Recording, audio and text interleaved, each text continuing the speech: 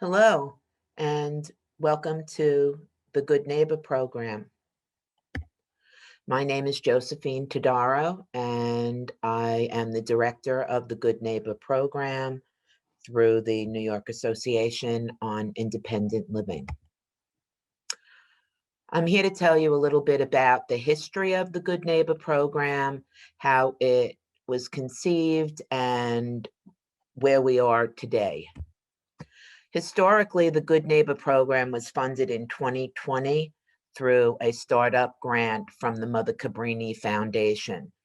What also happened in the winter of 2020 was the COVID-19 pandemic hit us hard, as you all know. This certainly had an impact on the number of individuals transitioning from nursing homes back into the community. As I want to be very clear, this program is designed for individuals transitioning from a nursing home setting into the community where they do, in fact, lack natural or family supports. The idea is that if someone has someone to call on to see how they're doing, to check in on them, someone other than medically oriented or personal care oriented staff, they might in fact do better during their transition and readjustment into the community. Having said that, 2021 was a slow year for these transitions due to the pandemic, as I stated previously. During that time, the program was in fact being watched as the funding from Mother Cabrini continued during the 2021 year. And in 2022, the Department of Health decided to fund the Good Neighbor program through the Money Follows the Person Open Doors program. And that's what brings us current and here today. Who qualifies for a good neighbor? It's a person living in a nursing home who wants to return to the community, where the lack of informal support may prevent them from transitioning from the nursing home. In some instances, managed long-term care, waivers, and home care agencies also may require a backup caregiver. And it must also be noted that the lack of a backup caregiver could put the individual at risk for returning to the nursing home. In addition, that person who recently transitioned from the nursing home would be lacking in the natural support. Please note that a good neighbor is not intended to replace a formal support. Formal supports are home care aides and nursing visits and OT, PT visits, etc. A resident must also be active in the Open Doors program. They must be enrolled in an MLTC or MMC, or either the TBI waiver or the NHTD waiver upon discharge in order to qualify for the Good Neighbor program. Who are our good neighbors? Well, our good neighbors come from a variety of backgrounds. They generally live in the community where the participant is discharging to. They've signed an agreement known as the Basic Service Agreement, or the specifics of the kinds of things that they might help with. There is a minimum requirement of one face-to-face contact a month, although that can fluctuate when scribing the Basic Service Agreement. Our good neighbors are, in fact, paid a monthly stipend depending on where they reside within the state of New York.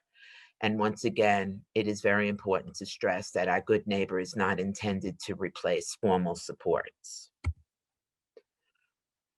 When reviewing a referral, there are a few things that are of critical importance. Has housing been identified? Has a home care assessment been done? And if so, what's the outcome? What's the staffing availability? And once again, to examine community and natural supports. This is of key importance because some people actually do have family within their home environment. However, they haven't seen them for years. or some folks have a family member that would like to be involved, but they themselves have an impairment or reside multiple hours away. So we talk about all of those issues because we want to make good matches and we want to make sure that the criteria has been met for enrollment. Good neighbors ask quite a few questions when considering the work that they might be doing with John Doe. And they're, of course, interested in housing, staffing. Is the person independent in their activities of daily living, such as bathing and dressing? Are there any special health related needs? Is there home wound care?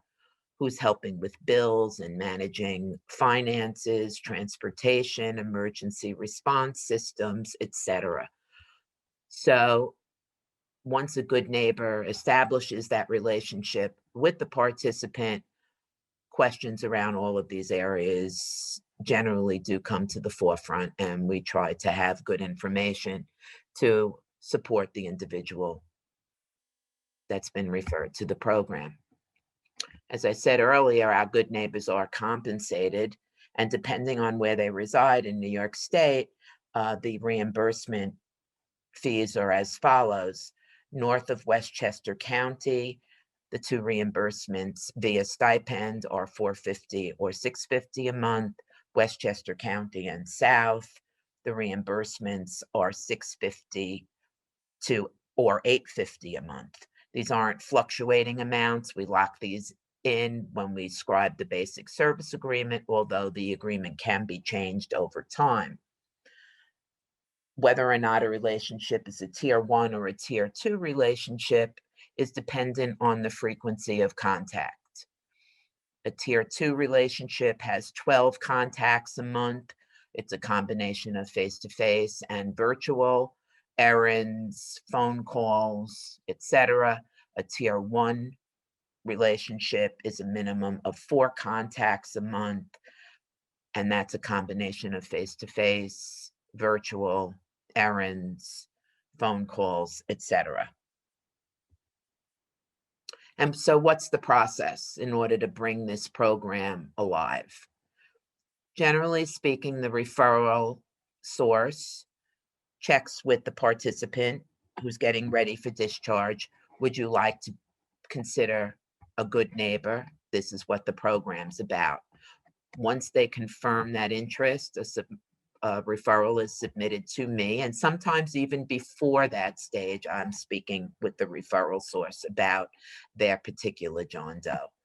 We continue some communication. We talk about the region that the person might be moving to, what our resources are in terms of outreach to identify potential good neighbor candidates within that geographic area. And we start scheduling what we call the meet and greet. And the meet and greet is an opportunity for the participant and the proposed good neighbor to meet each other, albeit most of the meetings are virtual. That is changing over time, and we're doing more face-to-face. And we talk about what kinds of things might be helpful for the participant and whether or not the good neighbor would be in agreement with those tasks and responsibilities, with the understanding that should there really be an emergent situation, that the good neighbor would do their best to make themselves available to assist with problem solving or notifying people or being boots on the ground if necessary. If the individuals agree to move to the next step, I generally talk about the background check.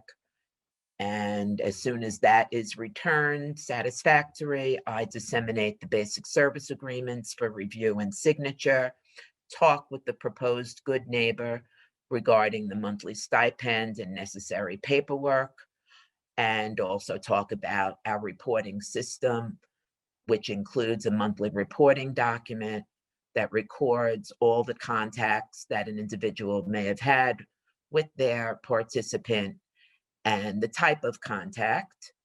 It's a one-page document. It's not too labor intensive. We tried to streamline our process at this point, and I also do conduct a monthly phone contact with the participant and the good neighbor, generally speaking, until they really do have a good understanding of the program, and then we move on to alternating months. So the basic service agreement is a very important part of the plan because it talks about what kind of assistance might be needed, the frequency of the contacts. We talk about safety, see something, say something. So most recently, a good neighbor found a staff member smoking in an apartment where there was oxygen in use. That was reported to me, which in turn was reported elsewhere, and there was re-education and training of the home care staff. We talk about reviewing principles of the program, that the Good Neighbor program is not a direct care opportunity. We are not in the business of bathing, dressing, providing personal grooming. But does that mean that a good neighbor might not give you an extended hand if you need that extra oomph? Of course not. But it does mean that the relationship is not something that's scheduled. It's not to replace, but it's meant to augment. Program management. I've talked about all of these domains. I review the paperwork, do the background check. Certainly when things come back and everything is a go, we distribute welcome information to both the good neighbor and the participant. We engage in the monthly phone calls, and there are times where we have ongoing communication during the month, especially if we're approaching a problem or trying to solve a situation to enhance the transition of the individual and life in the community. And on a monthly basis, of course, I review all those documents and communicate as necessary. This slide is a gentleman with his good neighbor, where the question I'm asking is, how are things going with the two of you? And the response is that he absolutely adores working with his good neighbor. And one of the most important things he's assured of is that on a weekly basis, excuse me, he gets to speak with his elderly son who resides in another state. He also likes the fact that he gets frequent phone calls from someone asking how he's doing. How's it going for you today? This last slide is another testimonial. It represents the relationship between a good neighbor and a participant who recently transitioned from a nursing home, who expressed an interest in wanting to paint. He had never painted before, and the good neighbor took him to a craft store, and he has started doing phenomenal paint by number paintings. His apartment is now a gallery that I understand is quite breathtaking. And this was his first painting. So, how do you get in touch with me? This slide has my email, has my cell phone, and of course, the office information. My cell phone, the 845-417-8129, is a very good way to reach out to me if there's something emergent, and email is always your friend. I hope that this information that I provided to you regarding the Good Neighbor program was of interest and that you found it informative. Please feel free to reach out if you have any additional questions, comments, or concern. Thank you very much.